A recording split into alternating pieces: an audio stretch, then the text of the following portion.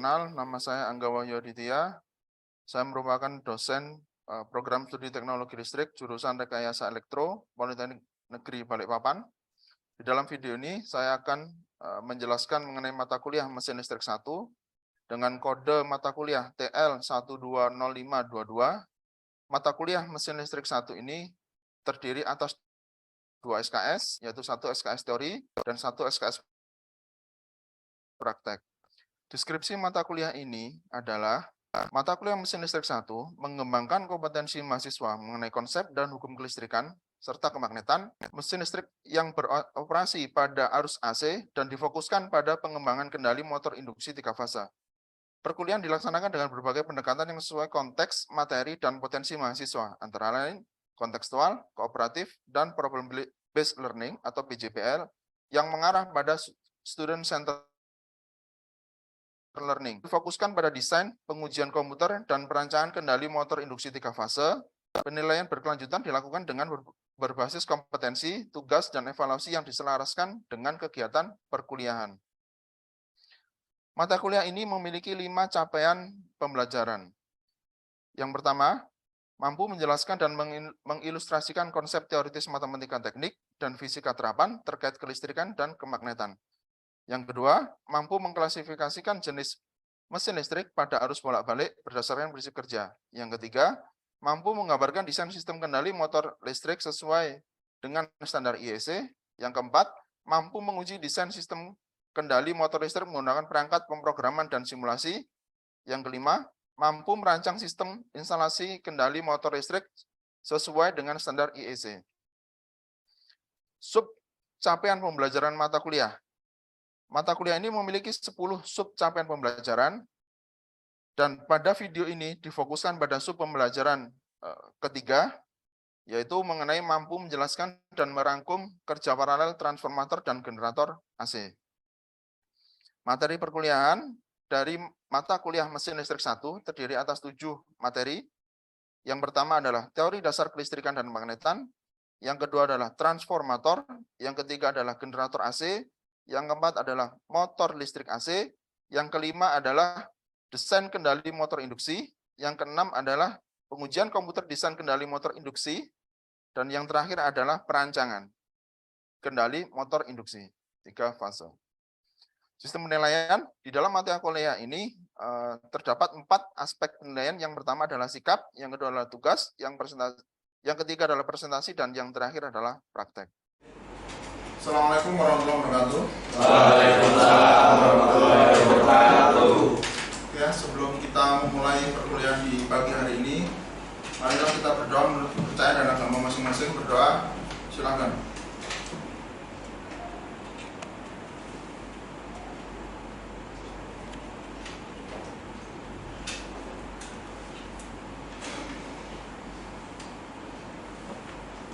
Berdoa selesai.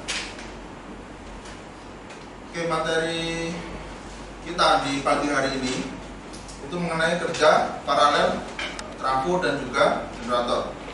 Ya, di mata kuliah mesin listrik 1 di sub capaian pembelajaran ketiga itu membahas mengenai materi kerja paralel trafo dan juga generator.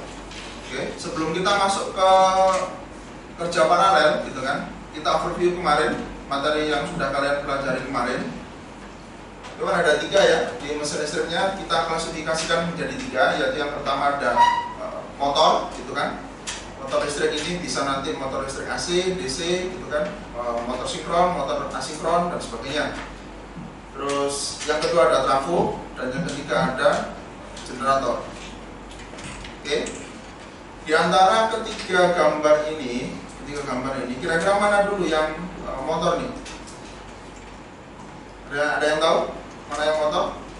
Menjawab Pak, nama saya Abel Juniter ini dari kelas kita 1. Untuk motor listrik Pak yang ada di atas rumah. Yang ini ya? Ini motor listrik. Terus ada lagi? Kalau yang generator yang mana? Izin menjawab Pak. Oke, silakan. Nama saya Rifai dari kelas 1 kelas 1. Yang generator ada di gambaran kedua di bawah Pak. Yang ini ya? Iya Pak. Ini generator ya? Terus berarti yang ini adalah Yang ini adalah trafo. Oke ya.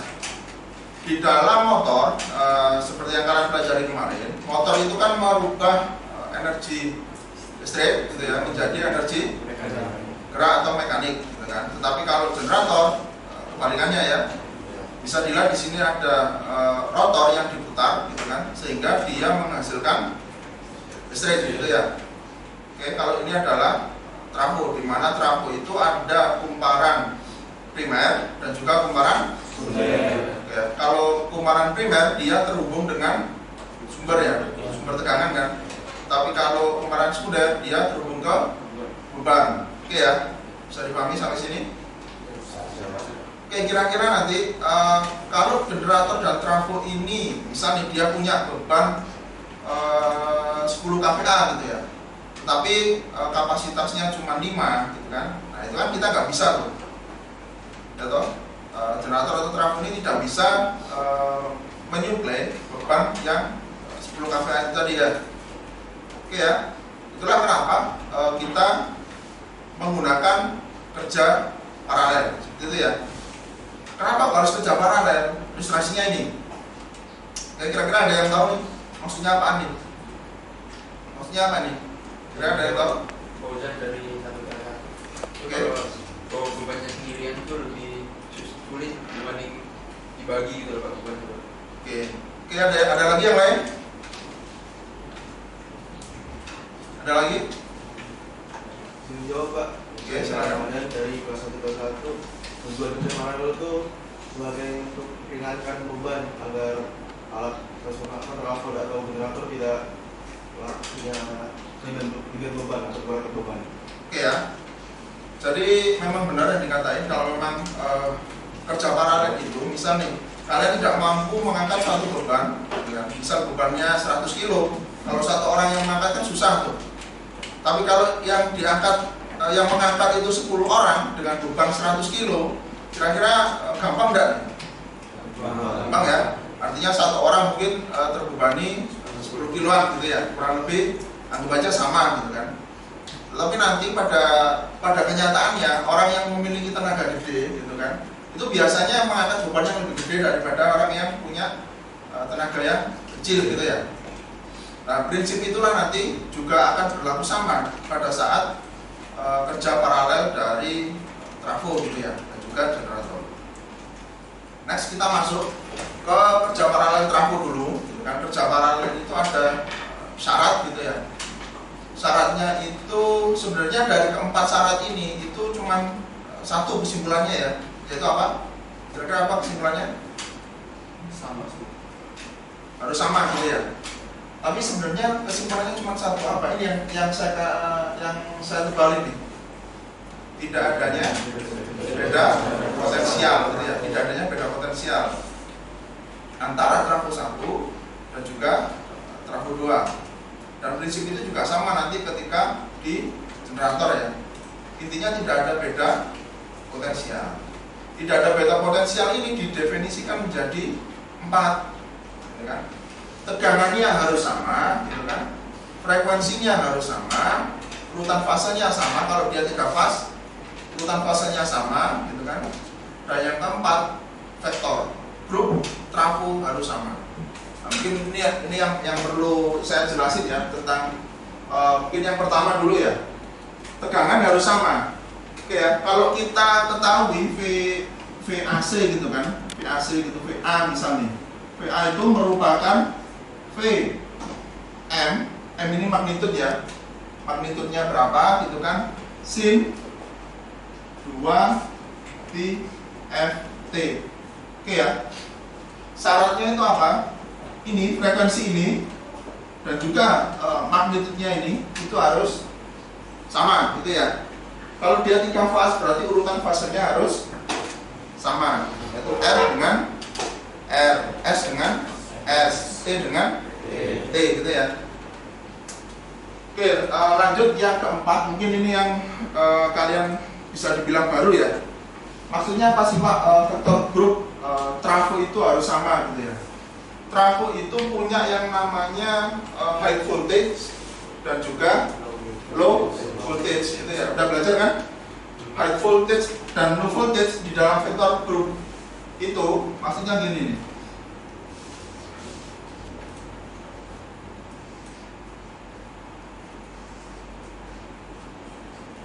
Kita ambil contoh di situ DYN 5 ya. Dengan DYN 1 misal.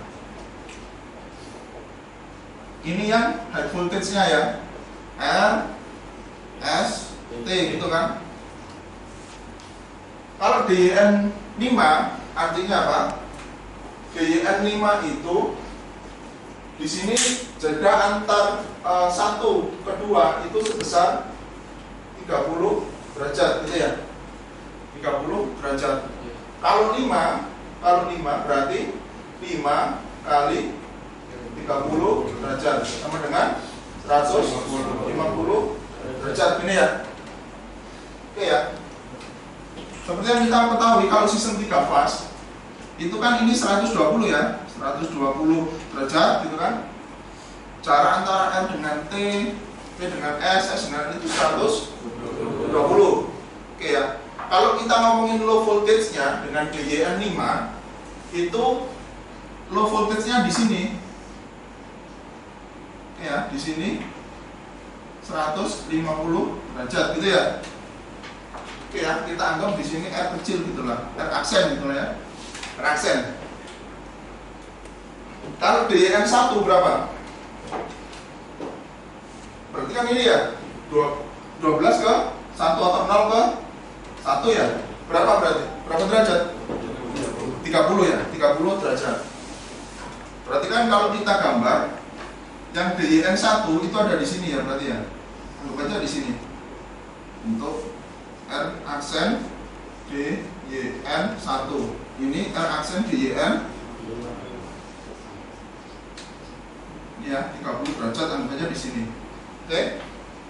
Nah, kalau ini nggak sama maka nggak bisa diparalelkan. Kalau dipaksa akan terjadi short circuit atau trafonya nanti meledak, gitu ya. Trafonya nanti meledak. Oke. Itulah syarat yang harus dipenuhi di dalam memparalelkan trafo, gitu ya. Kalau syaratnya ini satu saja tidak dipenuhi, maka yang akan terjadi short circuit. Oke. Sekarang seperti yang saya jelaskan tadi ya, kita masuk ke pembagian bebannya. Oke ya. Yang saya maksud tadi kalau misal kita punya beban 100 kilo gitu kan, 100 kilo itu kalau yang ngangkat misal saya gitu ya dengan Abel kan beda ya. Bisa jadi saya nanti kebebanan misal kalau berdua saya kebebanan 70, si Abel 30 gitu ya. Artinya tidak harus sama gitu kan, kecuali yang mengangkat saya, orang yang seperti saya gitu kan. Nah, itu bisa dikatakan seimbang nanti ya, 50 kilo, 50 kilo. Oke.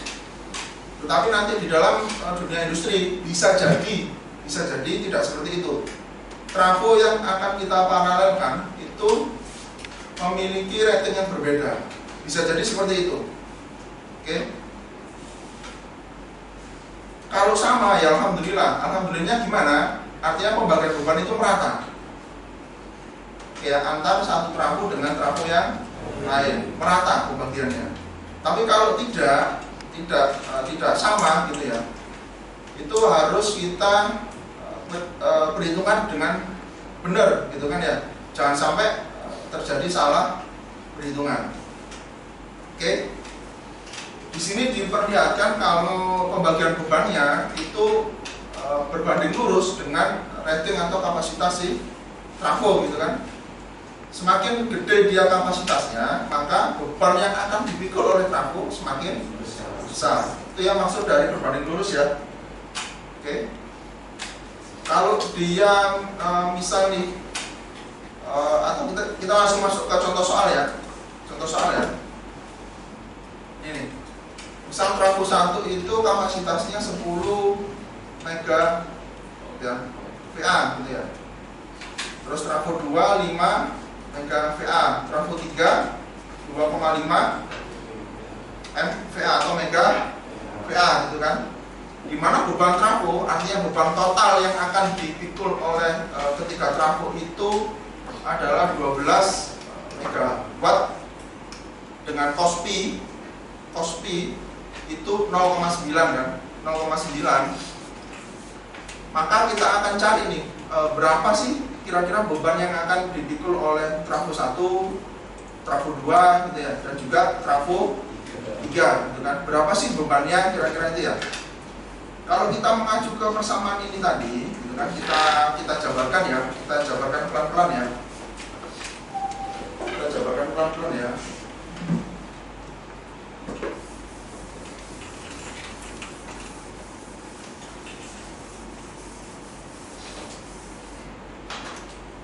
T1 berapa? 10 kan? 10. T2? 5. Nah, T3? 2,5. 2,5 ya? Sekarang kita lihat dia punya beban berapa? Di dalam VA. Ini sama ya? Ini dengan ini harus sama ya? Berapa? 13,3 ya. Ini rumus penghitungan ya, rumus penghitungannya. Oke, sekarang kita lihat pembagiannya. ST1 sama dengan apa tuh rumusnya? T1 dibagi T1 ditambah T2 ditambah T3. Trafonya 3 ya, berarti ya, dikalikan bebannya berapa? 13. Ini ya. T1 nya berapa? 10 dibagi 10 tambah 5 ditambah 2,5. Ini dalam MVA ya. Yang atas juga ini kan? Oke. Ini kita coret, boleh kan? Oke ya, boleh ya. Kalikan berapa? 3. Oke.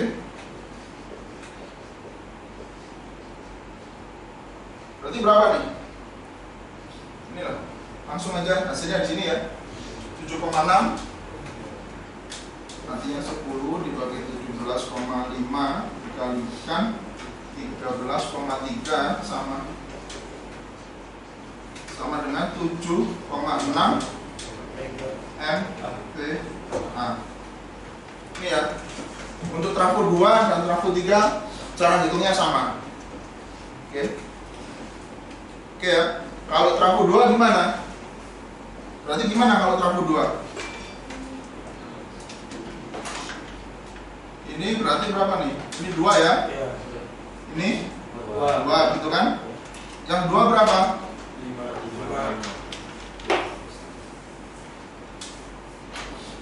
5 ya? 5 per ini kalikan ini hasilnya 3,8. Oke. Begitu pula seterusnya. Oke ya, yang trafo 3. Sampai sini dulu. Ada yang ditanyain tentang kerja paralel trafo? Ada yang ditanyakan? Oke, kalau ada yang tanyakan? Tidak ada? Ya, kita lanjut ya. Oke, kalau generator, oke ya, generator itu sama, pada dasarnya sama ya. Apa syaratnya? Tidak ada beda potensial. Oke, tidak ada beda potensial. Kalau di generator hanya 3, yaitu tegangan, frekuensi, dan juga urutan fase. Oke.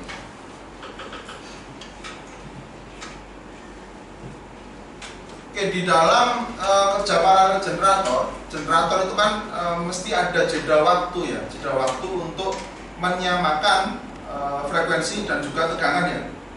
Oke, jeda waktu inilah nanti kita butuh metode untuk mendeteksi berapa lama sih jeda waktunya gitu kan. Sampai kapan kita bisa menyinkronkan dua buah generator. Oke ya. Jadi generator itu begitu kalian hidupkan, dia tidak akan langsung mencapai tegangan nominalnya gitu ya.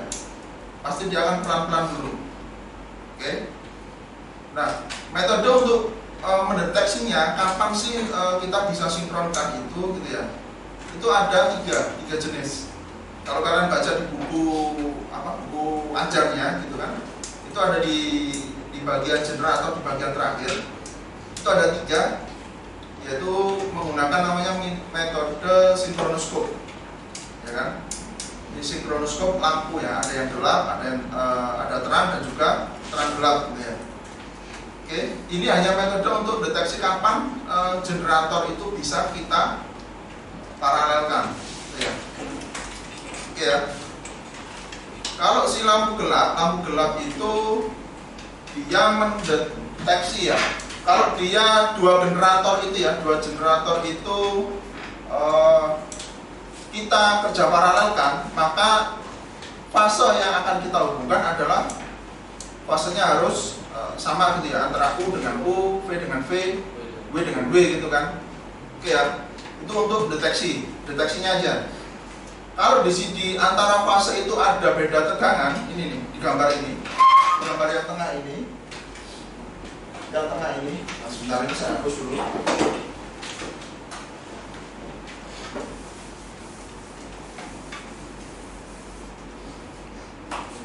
Gambar yang tengah ini, kalau ada beda tegangan maka